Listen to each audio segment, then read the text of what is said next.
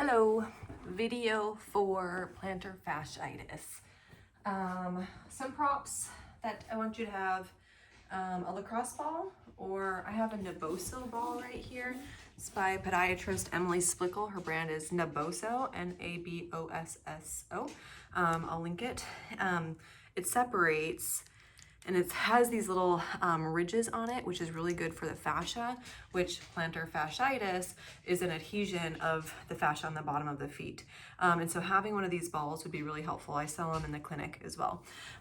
So we're gonna start by, before we stretch, this should be true of any workout. In a perfect world, we're going to release the fascia before we stretch.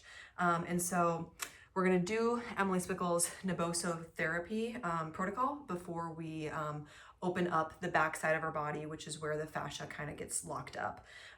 To start, take your ball as it separates, and you can do this with a lacrosse ball too. You'll just have to do it on both sides, whereas when you have a ball that separates, you can just do both at the same time. So put the balls where they are, I'm like 6 inches apart from each other. I'm going to put first this part of my foot on the ball, and then I'm going to put this part of my foot on the ball, and then this part, and this part. I'm going to stand on all 5 of these sections for around 20 to 30 seconds each spot. And this is something especially first thing in the morning to wake up your feet. So letting my toes kind of curl over that very first spot. And again, it's kind of right below my very first toe knuckle. Let me show you closer.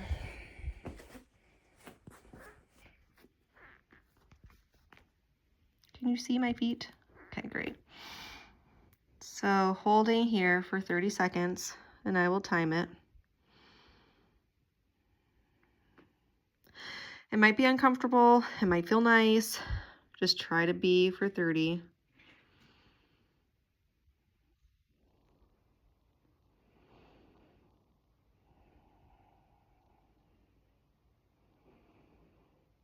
Sorry if this is upside down. Didn't realize that that could happen, but I think you'd figure it out. I'm not going to change it. Okay, now let's go to the base of the 5th. Like here. And like here. Hold for 30.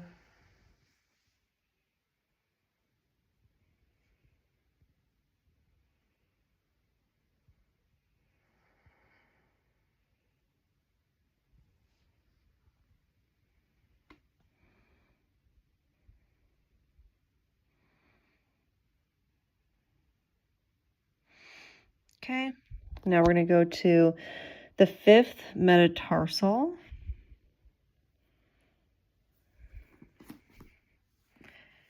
There and there. And again, I'm kind of letting my feet drape over the ball.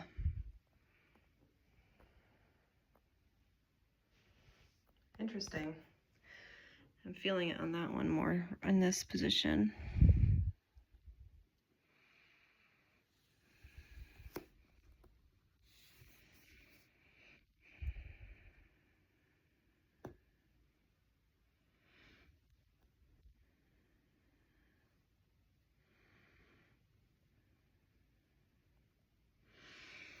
Okay, now the arch.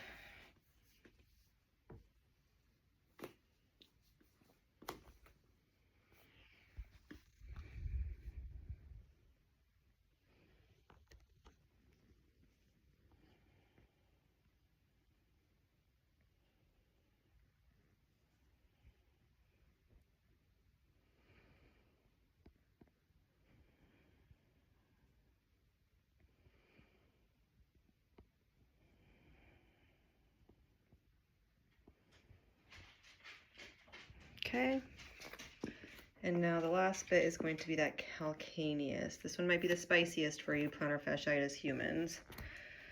It's like right that spot that pulls the most when you first wake up. That's the winner chicken dinner spot.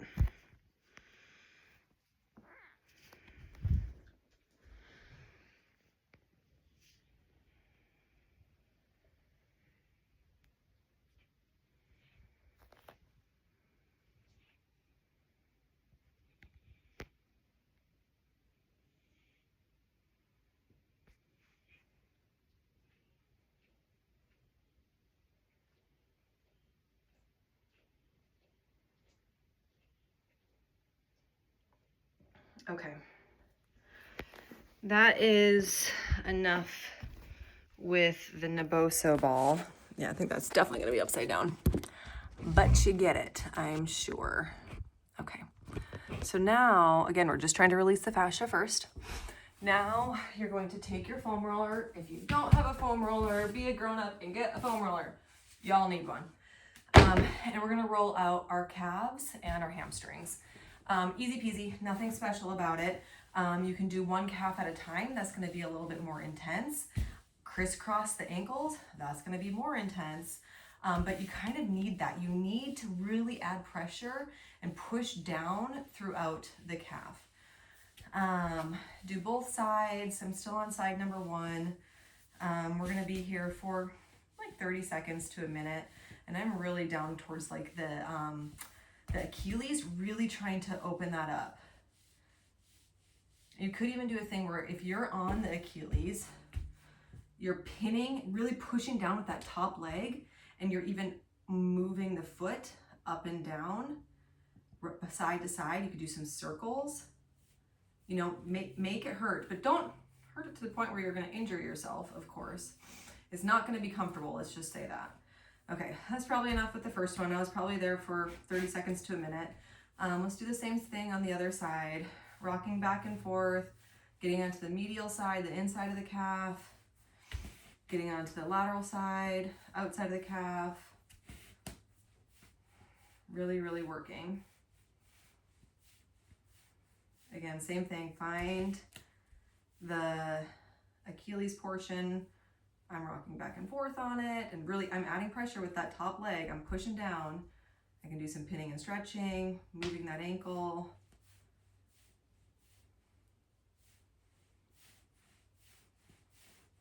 Okay, let's hop to the hamstrings next. Whew. Make sure you get all the way up by the, not the popliteal fossa, not the actual like knee pit, but the calf itself. So right before the calf hits the knee pit, the back of the knee. Okay, so now hamstrings. Hamstrings can take a lot.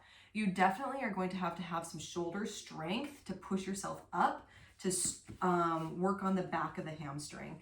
And you will want to crisscross over so that the hamstring has more weight on it. And rocking back and forth, same story, nothing special. So I found a tight spot. When you find a spot that's like, oh, that kind of hurts, hang out, be there, rock back and forth. That's a fascial adhesion. That's something that could be holding you back all the way down the chain into your foot, into your plantar fascia. And again, I'm kind of pinning and stretching the whole thing. Okay, other side. And there's no like real science, like 30 seconds to a minute is a great idea. And like I'm pushing myself this whole time, so it makes sense if you have to take a break because your shoulders are getting sore. Mine are a little bit, but trying to really work from the back of my knee all the way to my sit bone. Okay. And the last piece that I want to foam roll are our glutes. I like to do this one in a crisscross position. So I'm going to sit on top of my foam roller and I'm going to cross my ankle over. And I'm going to, the reason why I like doing that is because then I can lean onto the lifted leg side and really knead out and massage these tissues. This one's going to be tender. So, I mean, if you have to take some of the weight off by pushing into the ground, you might have to do that. There's an alternative way to loosen this up by leaning up against a wall with a lacrosse ball and still trying to knead and massage all of the tissues around your iliac crest. I'll grab a spine and show you what I mean when I'm done with this, just so you know where you want to be targeting the foam roller in this position. And it sucks, but it's so necessary. I will be the first to admit that foam rolling is the thing I lack. I struggle doing enough of it. Maybe doing these videos will help me.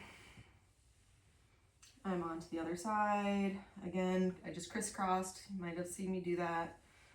Back and forth along the whole butt. Gluteal region. Okay, that's probably enough. There's so much more to plantar fasciitis than what this video is, but you know, do this morning and night for a week minimum, 2 weeks, and check in and see if it helped. So now we just did a fascial release. Now let's actually stretch the tissues. I'll just do a easy stretch that you can kind of get all the pieces at once, and that's downward facing dog. And so downward facing dog, again, you're gonna have to have strong shoulders to be able to do this. Hands are shoulder width apart, feet are hip width apart, and your toes are tucked under. I think you can see that. Let me just pop up. And you're pushing into the ground and lifting your booty high towards the ceiling. It's a-okay if your knees need to be bent to be here, but something that's really important is that you bring your chest closer to your knees so that you're not just dumping into your shoulders, okay? So I'm bringing my chest closer to my knees, and to stretch through the hamstrings, you're gonna pedal in the calves, you're gonna pedal out the back sides of your legs. And this should feel like a nice stretch in the back of your Achilles, the back of your hamstring, the back of your calf. And this simply can be all that you do of this entire protocol. But if you forget the fascial piece, you might not be getting as far as if you just did this. Okay, so I'm walking my dog. That's what we call this. I did both sides, maybe 10 times. Now I'm just gonna hang. I'm gonna hang in this position. Really, again, pushing my chest towards my kneecaps, and I'm trying as best as I can to bring my heels towards the ground, and it's okay if they never make it towards the ground. And the last one, I want to stretch the butt. So we were in a downward facing dog for maybe a minute, 2 minutes. I'm going to stretch the butt by doing a pigeon pose. So I'm going to raise my right leg high, and I'm going to bring my right knee close to my right wrist. I'm going to scoot that back leg.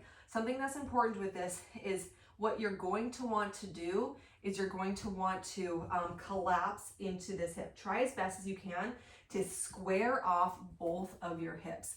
And you know, it's super okay to use a prop and sit on it.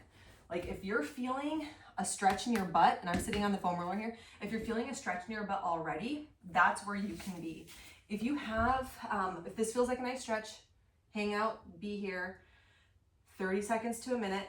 And I'm gonna expedite this portion because this is a tough one for a lot of people, and I wanna show you in a different position to do it. And of course we have two sides. You can try it on the other side and see how it feels. And I'm trying to, my left side is always tighter, so I'm never gonna get my butt to the ground on the left side. But this is a really important stretch for your low back, for your knee, and yes, your foot. But the other way to do it is to lie, so many ways. You can do it seated, cross your ankle, just like here. I feel a stretch in my butt when I'm doing this. You can do it lying down fully. Ankle is over the knee, bringing that knee as close as you can to your chest to feel a stretch in the bent knee, the knee that's over the ankle that's over the knee. That's where you're supposed to be feeling the stretch. And again, there's multiple ways to do this one. You can do one where you're crossing your legs like a lady, as one of my yoga instructors says, and bringing your knees to your chest, and you're just trying to grasp for your opposite shins. That's a stretch in your butt. Again, all of our bodies are different, and there's so many ways. And if somebody is interested in just a glute stretch video, let me know. I can do one of those too.